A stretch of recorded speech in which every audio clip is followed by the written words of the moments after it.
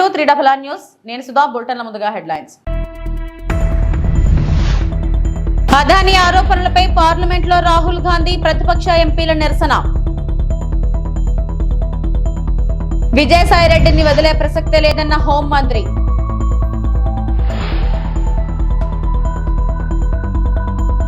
నిరసన తెలుపుతున్న బీఆర్ఎస్ ఎమ్మెల్యేలను అరెస్టు చేసిన పోలీసులు.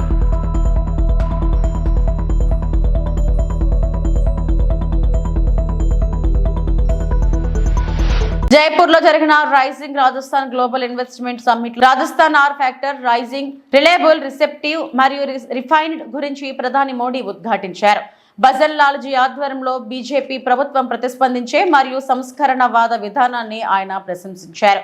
ఇది సంక్షేమం మరియు అభివృద్ధిని వేగవంతం చేసింది, నేరాలు మరియు అవినీతిని అరికట్టింది మరియు పౌరులు మరియు పెట్టుబడిదారులలో విశ్వాసాన్ని పెంపొందించింది. जो कलाकार हैं उनसे बातचीत करते हुए नजर आ रहे हैं और जो पारंपरिक वाद्य यंत्र हैं उनको भी यहाँ प्रदर्शित किया गया है, उसके बारे में भी लगातार जो राजस्थान साथियों राजस्थान राइजिंग तो है ही, रिलायबल भी है।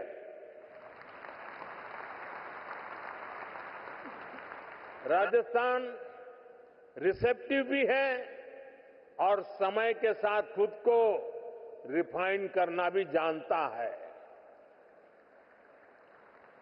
चुनौतियों से टकराने का नाम है राजस्थान। नए अवसरों को बनाने का नाम है राजस्थान। राजस्थान के इस आर फैक्टर में अब एक और पहलू जुड़ चुका है। राजस्थान के लोगों ने यहां भारी बहुमत से बीजेपी की रिस्पॉन्सिव और रिफॉर्मिस्ट सरकार बनाई है।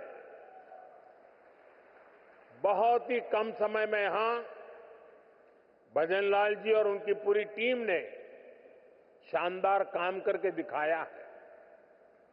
कुछ ही दिन में राज्य सरकार अपने 1 साल भी पूरे करने जा रहा है। भजन लाल जी जिस कुशलता और प्रतिबद्धता के साथ राजस्थान के तेज विकास में जुटे हैं वो प्रशंसनीय है। गरीब कल्याण हो, किसान कल्याण हो, युवाओं के लिए नए अवसरों का निर्माण हो, सड़क, बिजली, पानी के काम हो, राजस्थान में हर प्रकार के विकास, उससे जुड़े हुए सारे कार्य तेजी से हो रहे हैं। क्राइम और करप्शन को कंट्रोल करने में जो तत्परता यहां सरकार दिखा रही है उसे नागरिकों और निवेशकों में नया उत्साह आया है। साथियों, राजस्थान के राइज को और ज्यादा फील करने के लिए राजस्थान के रियल पोटेंशियल को रियलाइज करना बहुत जरूरी है। राजस्थान के पास नेचुरल रिसोर्सेज का भंडार है। राजस्थान के पास आधुनिक कनेक्टिविटी का नेटवर्क है, एक समृद्ध विरासत है, एक बहुत बड़ा लैंडमास है और बहुत ही समर्थ युवा शक्ति भी है। यानी रोड से लेकर रेलवे तक, हॉस्पिटैलिटी से हैंडीक्राफ्ट तक, फार्म से लेकर फोर्ट तक राजस्थान के पास बहुत कुछ है। राजस्थान का ये सामर्थ्य राज्य को इन्वेस्टमेंट के लिए बहुत ही अट्रैक्टिव डेस्टिनेशन बनाता है। राजस्थान की एक और विशेषता है, राजस्थान में सीखने का गुण है। అదానీ సమస్యపై రాహుల్ గాంధీతో సహా ప్రతిపక్ష నాయకులు ప్రభుత్వం నుండి జవాబుదారీతనాన్ని డిమాండ్ చేస్తూ పార్లమెంట్ వద్ద నిరసనలు చేస్తున్నప్పుడు చూడండి. ఈ ప్రదర్శనలో వారి నినాదాలు మరియు కీలక ప్రకటనల గురించి తెలుసుకోండి.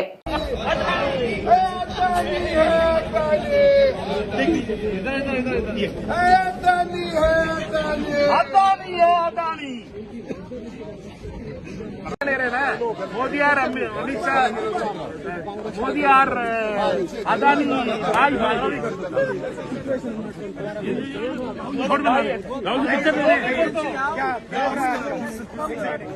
क्या हो रहा है आजकल? क्या हो रहा है भाई? आजकल मैं जो भी बोलता हूँ आप क्या क्या बोल रहे हो? मैं कुछ भी चाहता हूँ, क्या चाहते हो? कुछ भी कोर्ट चाहिए, एयरपोर्ट चाहिए, कुछ भी अगला आप क्या लेने की कोशिश कर रहे हो? मोबाइल मोबाइल लीजिए, क्या आज डिसाइड कर रही है जो भी ये बाहर होने तक भैया ये पार्लियामेंट छोड़ देना भैया। देखते हैं। अब तो आपका रिश्ता, आपके रिश्ते के बारे में थोड़ा बताइए ना। हम दोनों का एक ही है, मैं जो भी बोलता हूँ हम दोनों मिलकर सब करेंगे। अच्छा, और कब से आपकी पार्टनरशिप चल रही है? हमारा फ्यूचर आपका कैसा है? हमारा पूरा देश का इंडिया मैं हूँ। अच्छा, ये आपके कारण पार्लियामेंट क्यों नहीं चलने दे रहे हैं? हम सारे ऑपोजिशन को मतलब वो आदमी गायब है, अमित भाई आए नहीं थे आज हाउस में। अमित भाई से पूछना पड़ेगा, मैं जो भी बोलता हूँ ये करते हैं। ये बड़े सीरियस लग रहे हैं। कम बोलते हैं आजकल। ये थोड़ा टेंशन में है।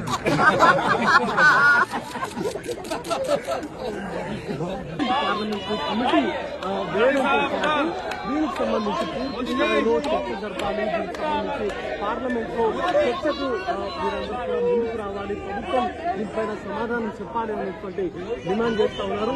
ప్రతి దేశంలో ప్రతి రంగానికి సంబంధించి ఢిల్లీ నుంచి మొదలుపెట్టుకుంటే ఢిల్లీ వరకు ప్రతి అంశంలో కూడా కీలకమైనటువంటి కాంట్రాక్ట్స్ లో అదానికి సంబంధించినటువంటి కంపెనీలకి కట్టబెడుతూ దేశ సంపదనంతా కూడా అదాని కట్టబెడుతున్నారని కూడా కాంగ్రెస్ పార్టీ ఆరోపణలు చేస్తా ఉన్నారు. हो रहा है। दूसरी तरफ एक और सांसद है जो प्रधानमंत्री मोदी का मुखौटा बना अडानी और प्रधानमंत्री मोदी का కాకినాడ సెస్ పోర్ట్ యాజమాన్యాన్ని బెదిరించి వాటాలు లాక్కున్న విజయసాయిరెడ్డిని వదిలే ప్రసక్తే లేదని హోంమంత్రి అనిత తేల్చి చెప్పారు. దోపిడీ బయటకు వస్తుందనే భయంతోనే సీఎం చంద్రబాబుపై నోటుకొచ్చినట్లు మాట్లాడితే సహించబోమని హెచ్చరించారు. విజయవాడ జిల్లా జైలును సందర్శించిన హోంమంత్రి అక్కడ పరిస్థితులు సదుపాయాలపై ఆరా తీశారు. జైల్లో ఖైదీలందరి పట్ల ఒకేలా వ్యవహరించాలని, నిబంధనలు తప్పితే చర్యలు తీసుకుంటామని ప్రకటించారు. ఏదైతే అతగాడు ఆ పోర్టుని 6,000 కోట్ల రూపాయలున్న పోర్టుని 594 కోట్ల రూపాయలకి ఎలాగైతే పీకల మీద కత్తిపెట్టి రాయించుకున్నాడో ఆ విషయాలన్నీ ప్రజలకు తెలియజేయడం అయింది. అదేవిధంగా ఇందులోని వైవి సుబ్బారెడ్డి అల్లుడు కూడా అందులో ఇన్వాల్వ్ అవటం, విజయసాయిరెడ్డి అందులో ఇన్వాల్వ్ అవటం, అంటే వీళ్ళ పరిస్థితులు ఎలా ఉన్నాయంటే 5 సంవత్సరాలు రాష్ట్రాన్ని మొత్తం భ్రష్టు పట్టించేసి, రాష్ట్రాన్ని సర్వనాశనం చేసేసి, రాష్ట్రంలో ఉన్న సంపదనంతటినీ దోపిడీ చేసి, ఆఖరికి రాష్ట్ర ప్రజల తాలూకు ఆస్తులు కానీ, ప్రభుత్వ సంస్థల తాలూకు ఆస్తులు కానీ, ప్రైవేటు సంస్థల తాలూకు ఆస్తులు కానీ అన్నీ కొల్లగొట్టి పీకల మీద కత్తిలు పెట్టి వాళ్ళ పేర్ల మీద రాయించుకొని ఈరోజు అవన్నీ కూడా బయటకు వస్తున్నాయన్న భయంతో చంద్రబాబు నాయుడు గారి మీద మాట్లాడితేనో, లోకేష్ గారి మీద మాట్లాడితేనో టాపిక్ డైవర్ట్ అవుతుంది అనే ఉద్దేశంతో నోటికి వచ్చినట్టు మాట్లాడే పరిస్థితి. నేనేమంటానంటే ఒకళ్ళ గురించి మాట్లాడేటప్పుడు 2 రకాలుగా ఆలోచించుకోవాలి. అవతల వ్యక్తి స్థాయి, అవతల వ్యక్తి వయసు, అట్ ద సేమ్ టైం మన స్థాయి, మన వయసు, 2 కూడా ఆలోచన చేసుకోవాలి ఒక రాజకీయ నాయకుడు మాట్లాడేటప్పుడు. అటువంటిది అతని స్థాయి, అతని వయసుని మర్చిపోయి ఏదో నోటికొచ్చినట్టు చిల్లరగా తిరిగే వాళ్ళు మాట్లాడినట్టు కూడా సొసైటీలోకి ఒక రెప్యుటేషన్ పోస్ట్లో ఉండి మీడియా ముందు మాట్లాడేటప్పుడు కూడా నోటికొచ్చినట్టు మాట్లాడడం అనేది అతని తాలూకా దాన్ని ఏమంటారంటే నైతికతకి మనం ఒక వదిలేయాలి. అదొక నిదర్శనంగా మనం భావించుకోవాలి. అట్ ద సేమ్ టైం నేనేమంటానంటే ఈరోజు నువ్వు ఎన్ని రకాలుగా చంద్రబాబు నాయుడు గారిని తిట్టు, చంద్రబాబు నాయుడు గారి మీద బురద జల్లు, పవన్ కళ్యాణ్ గారికి మాకు ఏదో మధ్యలోని చిచ్చు పెట్టాలని ప్రయత్నం ఎన్ని చేయి, కానీ నిన్ను మాత్రం వదిలిపెట్టేది లేదు. ఆ విషయం మాత్రం మర్చిపోమాక. ఎంతమంది మీదకి నువ్వు వెళ్ళి ఎన్ని బురద జల్లాలని ప్రయత్నం చేసినా రేపొద్దు నా గురించి నువ్వు ఎన్ని మాట్లాడినా కూడా నేను కూడా భయపడేది ఏం లేదు. ఎందుకంటే ఈరోజు ప్రజల సొమ్ము తిన్నావు, ప్రజల సొమ్ము తిన్నారు మీరు అందరూ కలిపి. ఈరోజు చాలా ఆస్తులు కొల్లగొట్టారు. ఈ విషయాల మీద విచారణ జరుగుతుంది. ఈ విచారణలో వెళ్తుంది కాబట్టి ఎందుకు నీకు అంత భయం ఏంటి? నిజంగా నువ్వు చేయలేదనుకో ఎంక్వైరీ చేసుకోమని చెప్పు. దాని గురించి మాట్లాడటం అనేసి చంద్రబాబు నాయుడు గారు వయసు గురించి ఎందుకు మాట్లాడతాడు ఈయన? అసలు నాకు అర్థం కాదు. పవన్ కళ్యాణ్ గారు గురించి, చంద్రబాబు నాయుడు గారి గురించి మధ్యలో చిచ్చు పెట్టడానికి ఎందుకు మాట్లాడతాడు ఈయన? అరే నువ్వు బయటకు వచ్చావు, మేము ఆరోపిస్తున్నాం కొన్ని సందర్భాల్లో. ఆరోపణలకు విషయం చెప్పు. ఈరోజు నా మీద ఎవరైనా ఆరోపించారనుకోండి, ఆ ఆరోపణలకు నేను సమాధానం చెప్తాను. దాని గురించి మాత్రం మాట్లాడరు వీళ్ళు. వెంటనే టాపిక్ డైవర్ట్ చేసి మాట్లాడే పరిస్థితి లాస్ట్ 5 సంవత్సరాలు చేసి 11 తెచ్చుకున్నారు.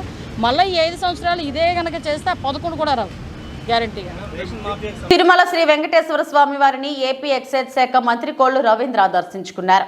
సోమవారం ఉదయం ఏపీ విరామ సమయంలో స్వామివారి సేవలో పాల్గొని మొక్కులు చెల్లించుకున్నారు. దర్శనం అనంతరం రంగనాయకుల మండపంలో వేద పండితులు వేదాశీర్వచనం అందించగా ఆలయ అధికారులు శ్రీవారి తీర్థ ప్రసాదాలు అందజేసి పట్టు వస్త్రంతో సత్కరించారు. ఆలయం వెలుపల ఎక్సైజ్ శాఖ మంత్రి కొల్లు రవీంద్ర మీడియాతో మాట్లాడుతూ శ్రీ వెంకటేశ్వర స్వామి ఆశీర్వాదంతో సుభిక్షంగా ఉండాలని కోరుకున్నట్లు తెలిపారు. చక్కటి వర్షాలు కురిసి పాడి పంటలు సమృద్ధిగా పండుతున్నాయని అన్నారు. నదులు పూర్తి స్థాయిలో పరవళ్లు తొక్కుతున్నాయని తెలిపారు. ప్రభుత్వ విద్యా సంస్థలో పేరెంట్స్ మీటింగ్ ఏర్పాటు చేయడం శుభ పరిణామమన్నారు. కలియుగ దైవం శ్రీ వెంకటేశ్వర స్వామి వారి దివ్య దర్శనం ఈరోజు చేసుకోవడం జరిగింది. చాలా ఆనందంగా ఉంది. స్వామివారు చాలా ఆశీర్వచనాలు మన రాష్ట్రానికి ఇవ్వాలని, ఈ ఆశీర్వచనాలతో మన రాష్ట్రం సుభిక్షంగా ఉండాలని, ఇవాళ చక్కటి వర్షాలు పడి పంటలు పండి ఇవాళ నదులన్నీ కూడా చక్కగా పూర్తి స్థాయిలో గతంలో ఎప్పుడు లేని విధంగా దాదాపు 20-30 సంవత్సరాల చరిత్రలో 100% మనకున్నటువంటి అన్ని నదులు రిజర్వాయర్లు కూడా వాటర్తో నిండి ఉండడం అనేది చాలా శుభపరిణామం. ఇవాళ నూతన ప్రభుత్వం గౌరవ ముఖ్యమంత్రి వర్యులు నారా చంద్రబాబు నాయుడు గారి నాయకత్వంలో, అలాగే ఉప ముఖ్యమంత్రి వర్యులు పవన్ కళ్యాణ్ గారి నాయకత్వంలో ఈరోజు యువ నాయకుడు నారా లోకేష్ గారు మరి మొన్న ఆంధ్ర రాష్ట్రంలో ఉన్నటువంటి విద్యా వ్యవస్థలని అన్నింటినీ కూడా సక్రమమైన మార్గంలో పెట్టే దాంట్లో భాగంగా పేరెంట్స్ మీటింగ్ పెట్టించడం అనేది చాలా శుభపరిణామం. ఇవాళ అందరిలో కూడా ఒక చైతన్యం, తల్లిదండ్రులకి బిడ్డల పట్ల, వాళ్ళ భవిష్యత్తు పట్ల వాళ్ళకు ఒక అవగాహన కలిగించడం, అలాగే ఉపాధ్యాయులు అదేవిధంగా స్కూల్లో ఉన్నటువంటి ఏమైనా లోటుపాట్లు ఉన్నా కూడా అవన్నీ కూడా రాబోయే కాలంలో పూర్తి స్థాయిలో సంపూర్ణంగా, ఎందుకంటే ఇది ఒక చరిత్ర. దాదాపు 30,000 పైన స్కూల్స్లో ఒకే రోజు ఒకే సమయంలో పేరెంట్స్ మీటింగ్స్ పెట్టడం అనేది ఒక చరిత్ర. తప్పకుండా మరి మంచి భవిష్యత్తు ఆంధ్ర రాష్ట్రానికి రాబోతూ ఉంది. అనేక పరిశ్రమలు రాబోతూ ఉన్నాయి. ఆ పరిశ్రమల్లో ఎంప్లాయ్మెంట్ రావడానికి ఎన్నో అవకాశాలు ఉన్నాయి.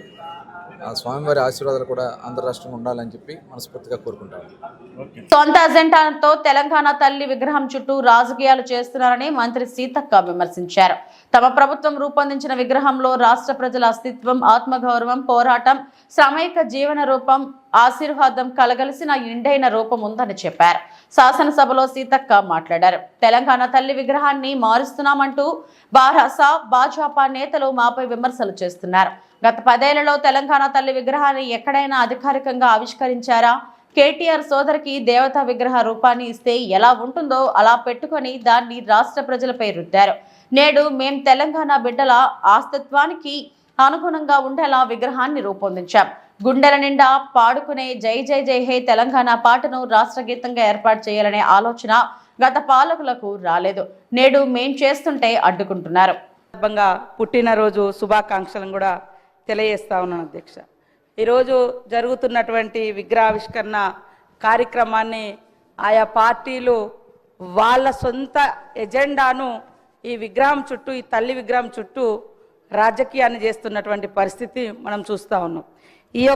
ఈనాడు పెడుతున్నటువంటి తల్లి తెలంగాణ విగ్రహంలో మరి తెలంగాణ ప్రజల అస్తిత్వము, ఆత్మగౌరవం, పోరాటము, శ్రమైక జీవన మరి రూపము, ఆశీర్వాదం, తల్లి యొక్క బ్లెస్సింగ్స్ ఇవన్నీ కలగలిసినటువంటి నిండు రూపము తెలంగాణ తల్లి రూపము ఈరోజు మనం ఆవిష్కరించుకోవడం కూడా చాలా సంతోషం అధ్యక్ష. ఇందాక బీజేపీ వాళ్ళు కానీ బయట బీఆర్ఎస్ వాళ్ళు కానీ మాట్లాడుతున్నది తెలంగాణ తల్లి విగ్రహాన్ని మారుస్తున్నారని. అయ్యా, ఇప్పటి వరకు అధికారికంగా 10 సంవత్సరాల కాలం నుంచి మరి ఎక్కడైనా అధికారికంగా తెలంగాణ తల్లి విగ్రహాన్ని ఆవిష్కరింప చేసిర్రా? కేవలం వాళ్ళ పార్టీ రూపాలు, వాళ్ళ జెండా రూపము, మరి కేటీఆర్ చెల్లికి దేవతా విగ్రహ రూపాన్ని ఇచ్చుకుంటే ఎట్లా ఉంటుందో ఆ రకమైనటువంటి విగ్రహాలను వాళ్ళు పెట్టుకొని దాన్ని తెలంగాణ తల్లిగా వాళ్ళు ఇన్ని రోజులు ప్రజల మీద రుద్దిండ్రు.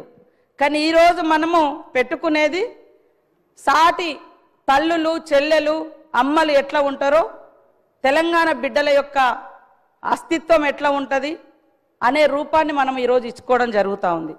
10 సంవత్సరాలైనా కూడా వాళ్లకు కనీసం ఒక తల్లి విగ్రహాన్ని ఏర్పాటు చేసుకుందాం అనేటువంటి ఆలోచన రాలేదు. కనీసం మరి నిండు గుండెల నిండా పాడుకునేటువంటి జయ జయ తెలంగాణను ఒక రాష్ట్ర కూటమి ప్రభుత్వం పాలనలో పెంచిన కరెంట్ ఛార్జీలను వెంటనే తగ్గించాలని డిమాండ్ చేశారు. వైఎస్ఆర్సీపీ ఎమ్మెల్సీ బొత్స సత్యనారాయణ అలాగే రైతులను ఆదుకోవడంలో కూటమి ప్రభుత్వం విఫలమైందన్నారు. కంటైనర్ షిప్ లో డ్రగ్స్ ఉందని చెప్పి చివరికి ఏమీ లేదని తేల్చారని కామెంట్స్ చేశారు వైఎస్ఆర్సీపీ ఎమ్మెల్సీ బొత్స. విశాఖలో మీడియాతో మాట్లాడుతూ తుఫాన్ వర్గాల కారణంగా పంటలు దెబ్బతిన్నాయి, రైతులను ఆదుకోవడంలో కూటమి ప్రభుత్వం విఫలమైంది.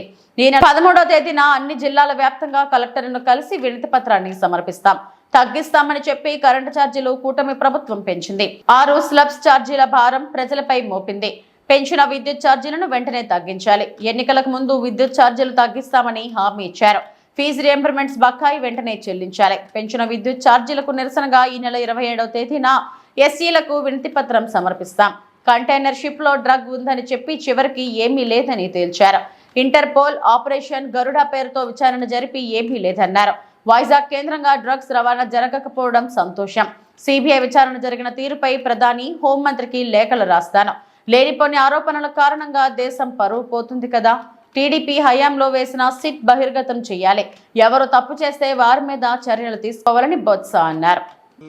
నూతన ప్రభుత్వం వచ్చి ఆ పార్టీ ప్రభుత్వం చేస్తున్న విధానాలు, చేస్తున్న కార్యక్రమాలు ఒకసారి సమీక్షించుకొని ప్రజలు పడుతున్న ఇబ్బందుల మీద ప్రభుత్వానికి తెలియజెప్పుతూ దాని ఒత్తిడి తీసుకొచ్చి ప్రజలకి ఆ కార్యక్రమ సౌకర్యాలు అందే ఏర్పాటు చేయాలనేది తీసుకున్నాను.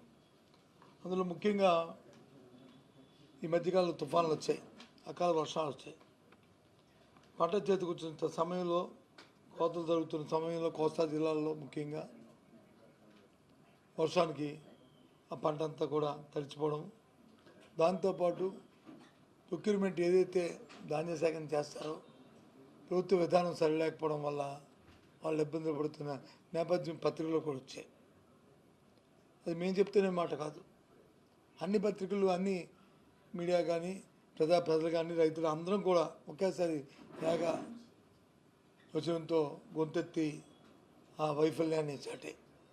దాని మీద ప్రభుత్వం నిర్దేశమైన విధానం తీసుకోవాలని, రంగుమార్పిడి ఏదైతే తెలిసిన ధాన్యాలు ఉన్నాయో ఆ తేమ మీద మరి ఒక విధానాన్ని తీసుకొని రైతాంగం ఇబ్బంది పడకుండా, మరి దళాలకి అవకాశం లేకుండా వెసులుబాటు చేయాలని మరి కోరుతూ ఈ నెల 13వ తేదీ నాడు జిల్లా కలెక్టర్కి వినతి పత్రం ఇవ్వాలని ప్రజాప్రతినిధులు అందరం నిర్ణయించుకున్నాం. ఆ దశగా 13వ తారీఖు నాడు ఏ జిల్లా కలెక్టర్ ఆ జిల్లా ఉన్న పెద్దలందరూ వెళ్ళి జిల్లా అధ్యక్షుల ఆధ్వర్యంలో ఆ కార్యక్రమం చేయాలనే దానికి పెట్టాం. దీంతోపాటు ఏదైతే రైతుకి ఆసరాగా గత ప్రభుత్వం ఇచ్చిన 13,500 రూపాయలు కాకుండా 20,000 రూపాయలు ఇస్తామని మరి ప్రభుత్వం చెప్పిందో దాన్ని ఎంతవరకు దాన్ని ఆచరణలో తీసుకురాకపోవడం వల్ల మరి మొన్న జరిగిన పంటలు వేసుకున్న నేపథ్యంలో కానీ, లేదు కొత్త పంటలు వేసుకుంటున్న నేపథ్యంలో కానీ ప్రజలు ఇబ్బంది పడుతున్న పరిస్థితుల్లో ఓసారి దాని మీద ప్రభుత్వానికి మీద ఒత్తిడి తీసుకొచ్చి ఆ డబ్బులు మరి రిలీజ్ చేసి ప్రజలందరి ఏర్పాటుని రైతాంగానికి ఏర్పాటు చేయాలనేది మరి ఆలోచన. ఇంతకుముందు మా ప్రభుత్వం ఉన్నప్పుడు, వైసీపీ ప్రభుత్వం ఉన్నప్పుడు ఏదైతే బీమా సౌకర్యం ఉండేదో అంతకుముందు ప్రభుత్వం రైతాంగం భాగస్వామ్యం ఉండేది. అది కాకుండా ఈ క్రాప్ చేసుకున్న ప్రతి రైతుకి, ప్రతి పంటకి ప్రభుత్వమే దాని బీమా కట్టింది 100%. దానివల్ల ఏదైనా అకాలమైన ఏమైనా ప్రకృతి వైపరీత్యాలు వస్తే, కరువు వచ్చినా, కాటకం వచ్చినా, వరద వచ్చినా, వర్షం వచ్చినా పంట కానీ పోతే మరి నష్టపరిహారం అందేది 100%. ఇప్పుడు ఈ మధ్యకాలంలో ఆ కార్యక్రమం లేకపోవడం వల్ల రైతాంగం ఇబ్బంది పడుతున్నారు. మళ్ళీ దాన్ని పునరుద్ధరించాలనే విషయాన్ని కూడా ప్రభుత్వం దృష్టికి తీసుకురావడం ఈ ముఖ్య ఉద్దేశం. ఆ నేపథ్యంలోనే మరి 27వ తారీఖు నాడు మరి ఏదైతే రాష్ట్ర వ్యాప్తంగా ట్రోప్ ఛార్జ్ అనే పేరు మీద ప్రధాన ప్రతిపక్షం లేకుండానే అసెంబ్లీ సమావేశాలు ప్రారంభమయ్యాయి. సమావేశాలకు హాజరయ్యేందుకు వెళ్తున్న బీఆర్ఎస్ ఎమ్మెల్యేలు ఎమ్మెల్సీలను పోలీసులు అడ్డుకొని అరెస్టు చేశారు.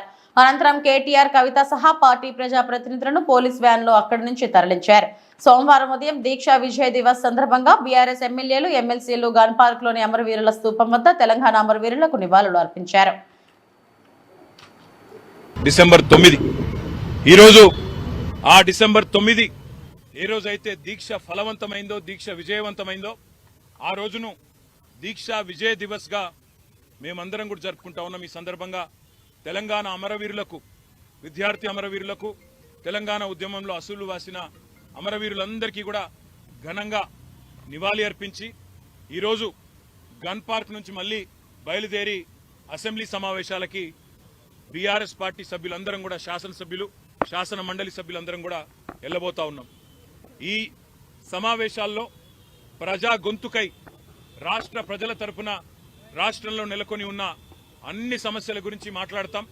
అదే మాదిరిగా ఈరోజు ముఖ్యంగా కాంగ్రెస్ పార్టీ చేస్తున్న దుర్మార్గపు ఆలోచన, దేశంలోనేమో అదానీ మంచివాడు కాదని ఇతర రాష్ట్రాల్లో ప్రచారం చేస్తూ, ఇక్కడ రాష్ట్రంలో మాత్రం రేవంత్ రెడ్డి, అదానీ అలై బలై చేసుకుని ఏ రకంగా ముందుకు పోతున్నారో, ఏ రకంగా ఒకవైపు రాహుల్ గాంధీ ఢిల్లీలో, అదేవిధంగా ఇతర రాష్ట్రాల్లోనేమో అదానీ మీద దుర్మార్గ ప్రచారం చేస్తూ ఇక్కడ మాత్రం అదానీ మంచివాడు అన్నట్టుగా నటిస్తున్నారో, ఆ ద్వంద్వ ప్రమాణాలను కూడా ఎండగట్టడానికే ఈరోజు ఈ రకంగా అదానీ, రేవంత్ ఒకటై తెలంగాణ ప్రజలతో ఆడుతున్న నాటకాన్ని కూడా బయట పెట్టడానికే ఈ రకంగా మేము నిరసనగా ముందుకు పోతా ఉన్నాం. అదే మాదిరిగా రాష్ట్రంలో నెలకొని ఉన్న ప్రతి సమస్యని కూడా, గురుకుల పాఠశాలలో నెలకొని ఉన్న సమస్యలు కావచ్చు, రైతాంగంలో నెలకొని ఉన్న సమస్యలు కావచ్చు, లగచర్లలో దౌర్జన్యంగా భూములు లాక్కుంటున్న వైనం కావచ్చు, అదే మాదిరిగా నెరవేరని గ్యారంటీలు, ఇచ్చిన 420 హామీలు, వాటిని తుంగలో దొక్కిన వైనం, అన్నింటికి మించి తెలంగాణ అస్తిత్వం మీద జరుగుతున్న దాడి, ఇవాళ తెలంగాణ తల్లినే మారుస్తానంటున్న రేవంత్ రెడ్డి యొక్క దుర్మార్గపు ఆలోచనను కూడా నిరసిస్తూ మేమందరం కూడా ఈరోజు శాసనసభ సమావేశాల్లో మా పార్టీ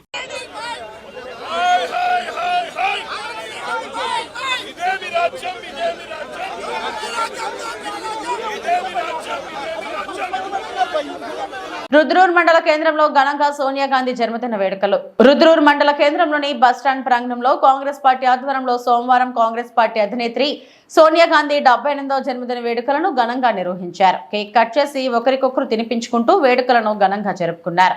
ఈ సందర్భంగా బ్లాక్ కాంగ్రెస్ అధ్యక్షులు ఇందూరి చంద్రశేఖర్ మాట్లాడుతూ 60 ఏళ్ల తెలంగాణ ప్రజల ఆకాంక్షలను నెరవేర్చి ప్రత్యేక తెలంగాణ రాష్ట్రాన్ని ఏర్పాటు చేసిన తెలంగాణ తల్లి అని కొనియాడారు.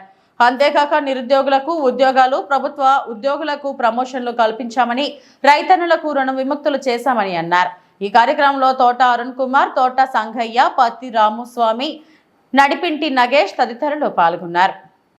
రుద్రూర్ మండల కేంద్రంలో నాగ్ మరియు రుద్రూర్ మండల కాంగ్రెస్ ఆధ్వర్యంలో స్థానిక మండలాధ్యక్షులు అరుణ్ కుమార్ గారు, రుద్రూర్ మండల అధ్యక్షులు, రుద్రూర్ గ్రామాధ్యక్షులు ప్రవీణ్ గారు, మన నాయకులు, కార్యకర్తలందరి సమక్షంలో మన భారత జాతీయ కాంగ్రెస్ మాజీ అధ్యక్షురాలు మరియు మన జాతీయ నాయకులైనటువంటి శ్రీమతి సోనియా గాంధీ గారి జన్మదినోత్సవం 77వ సందర్భంలో మరియు తెలంగాణ ప్రభుత్వంలో కాంగ్రెస్ ప్రభుత్వం ఏర్పాటు ఈ నేటికి సంవత్సరం పూర్తయిన శుభ సందర్భంలో మా రుద్రూర్ మండల కేంద్రంలో ఘనంగా బర్త్డే చేస్తున్నాం.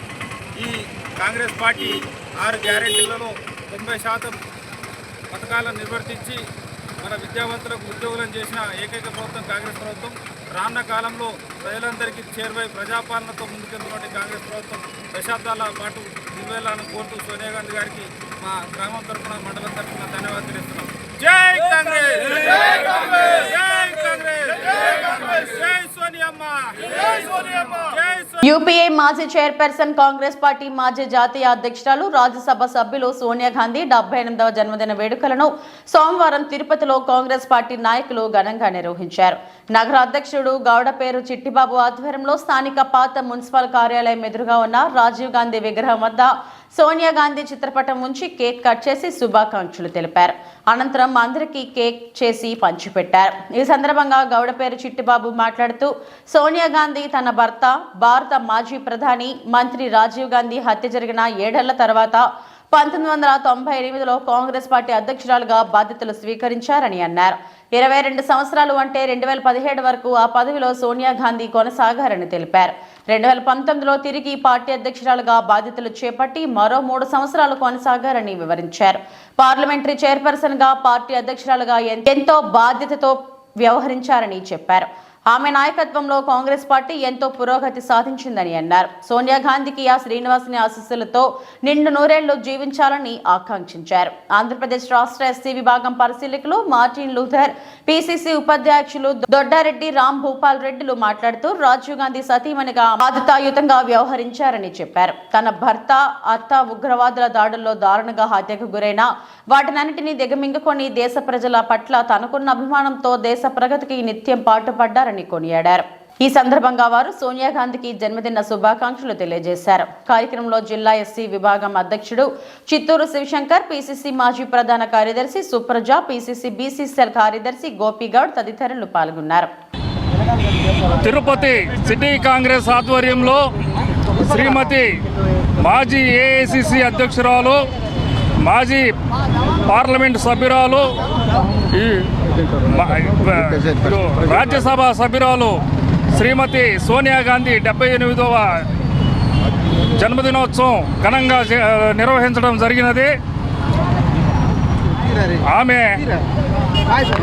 ఆమె నాయకత్వంలో 2004 నుంచి 2014 వరకు కాంగ్రెస్ పార్టీ అధికారంలోకి రావడం జరిగింది.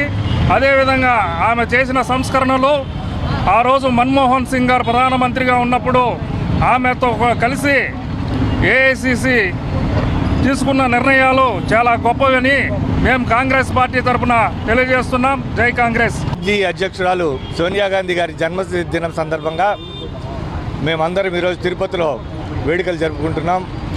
గతంలో ఆమె యూపీఏ చైర్మన్గా ఉన్నప్పుడు దేశానికి ఉపయోగపడే పలు సంస్కరణలు తీసుకొని వచ్చిన గొప్ప సంస్కరణవాది, మానవతావాది, ఎన్నో విప్లవాత్మకమైన చట్టాలను తీసుకొని వచ్చిన దార్శనికురాలు సోనియా గాంధీ గారి జన్మదినం సందర్భంగా ఆమె వేడుకలను జరుపుకుంటూ ఆమె నాయకత్వంలో కాంగ్రెస్ పార్టీ మరొక్కసారి తిరిగి అధికారంలోకి వస్తుందని ఈ సందర్భంగా తిరుపతి నగర కాంగ్రెస్ పార్టీ ఆధ్వర్యంలో అఖిల భారత కాంగ్రెస్ కమిటీ మాజీ అధ్యక్షురాలు శ్రీమతి సోనియా గారి యొక్క 78వ జయంతి సందర్భంగా ఈ కార్యక్రమం ఏర్పాటు చేసినటువంటి నగర కాంగ్రెస్ కమిటీ వాసులకు, అదేవిధంగా కార్యక్రమంలో పాల్గొన్నటువంటి రాష్ట్ర కాంగ్రెస్ పార్టీ ఉపాధ్యక్షులు రామ్ భూపాల్ రెడ్డి గారు, అదేవిధంగా రాష్ట్ర ప్రధాన కార్యదర్శి వెంకటనరసింహ గారు, అదేవిధంగా నగర కాంగ్రెస్ పార్టీ నాయకులందరూ కూడా పేరు పైన ధన్యవాదాలు తెలియపరుచుకుంటూ, మరి శ్రీమతి సోనియా గాంధీ గారి యొక్క నాయకత్వంలో యూపీఏ చైర్పర్సన్గా ఉంటూ 10 సంవత్సరాల పాటు ఈ భారతదేశాన్ని అభివృద్ధి పదంలో నడిపినటువంటి ఘనత సోనియా గాంధీ గారిది. డాక్టర్ మన్మోహన్ సింగ్ గారు మంచి ఆర్థికవేత్త, వారి యొక్క నేతృత్వంలో మరి కాంగ్రెస్ పార్టీ అనేకమైన సంస్కరణలు పూర్తి చేయడమే కాకుండా ఎంతో సమర్థవంతంగా మరి పార్టీని నడపడంలో కూడా చాలా కృషి చేసిన వ్యక్తి సోనియా గాంధీ గారు. 2 సార్లు ప్రధానమంత్రిగా అవకాశం వచ్చినప్పుడు కూడా తృణప్రాయంగా త్యాగం చేసిన ఘనత. ఇవి ఇప్పటివరకు నా బులెటిన్ అప్డేట్స్. నమస్తే.